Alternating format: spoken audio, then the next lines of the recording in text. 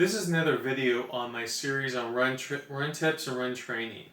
This may be the most important video of this series for a lot of people.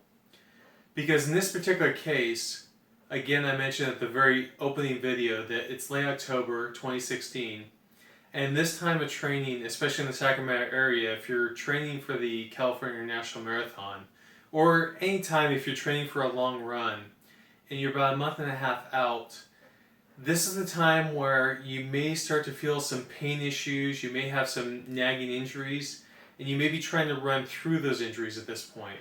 The unfortunate thing is you don't want to be running through pain. You want to be trying to correct it at this stage. Ideally, you want to be correcting it before you even start your training, but hey, we're at this point of the stage. So the best tip for you at this stage is if you're having some nagging pain issues, or starting to get some injuries, ankle injuries, knee injuries, and that sort of thing, is specific stretching. So when I talk about that, I'm not talking about stretching your entire body and trying to get a well-rounded stretching program at this point. I'm talking about targeted stretching and stretching the areas that are tight. You don't want to stretch everything, you want to stretch the areas that are specifically tight, because these are the areas that are often leading you to those nagging pain issues and the nagging injuries.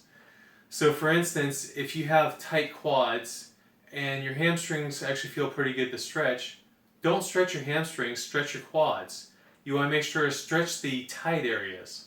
Don't stretch the areas that feel really good and that are pretty flexible, because all you're doing is you're going to progress the issue. So stretching becomes a very invaluable thing to do at this stage of the game. And if you're not lifting right now, then you don't want to start lifting at this point. But if you're lifting, then you want to target the areas that are a little bit weaker, and don't strengthen so much the areas that are already strong. Again, if you're having nagging pain or injury issues.